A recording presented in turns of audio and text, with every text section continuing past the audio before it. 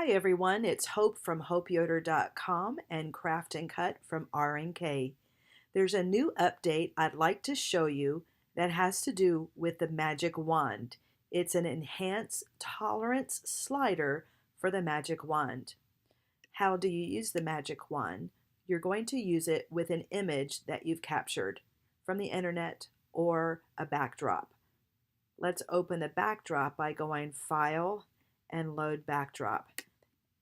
Here I've got backdrop already loaded onto my screen. And you know that it's artwork, or it's not artwork, it's just an image that I need to trace.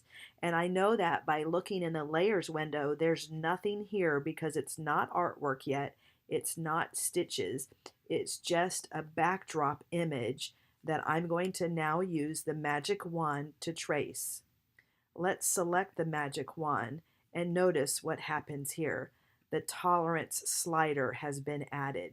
So at 1%, I'm going to take the Magic Wand and notice when it goes over a backdrop, I'm going to hold down the Control key and then left click. And let me zoom in so you can see what's happened. We have a very ugly trace of the design.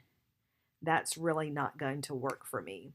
So I'm going to undo this and let me zoom back out. Again, I'm going to left click on the auto trace, and instead of the tolerance being at 0, let's go somewhere in the middle around the 50 range. Again, I'm going to hold down the Control key and left click on the backdrop. Let me zoom in so you can see what has happened. So with this, let's move it aside so you can see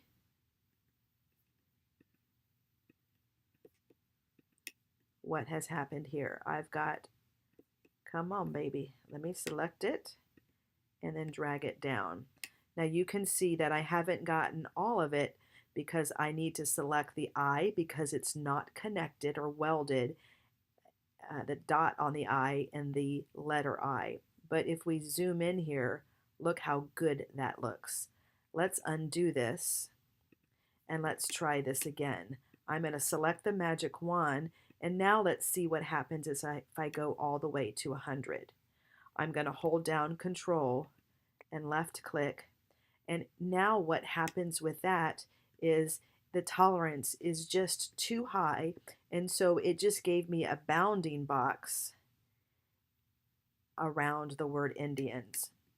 So let's undo that, and somewhere the sweet spot is around the middle, so we'll use that one more time. Control, I'll hold down Control to do the top of the eye, and I'll hold down Control again to do the letter I.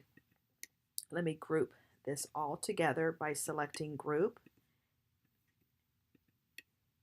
and now we'll move it down off,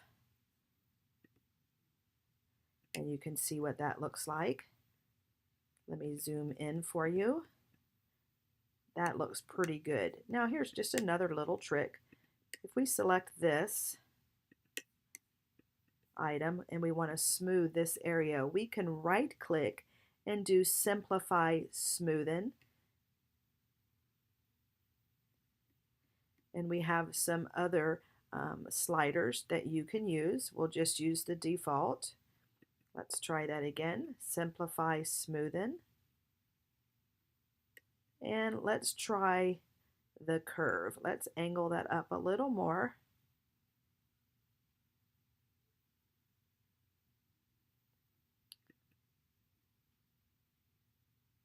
We'll click OK, and notice this area, how it's smoothed out the curves. Let me select Undo and watch right here. So by right-clicking on the object, Simplify Smoothen, and using the sliders, I can get it to smooth out. Let's double-click. Now to hide the backdrop, we are going to close the back. There's the backdrop. I can open it or load it or close it by creating this. So now I have my artwork. If we fill it in, with color. Look how great that looks.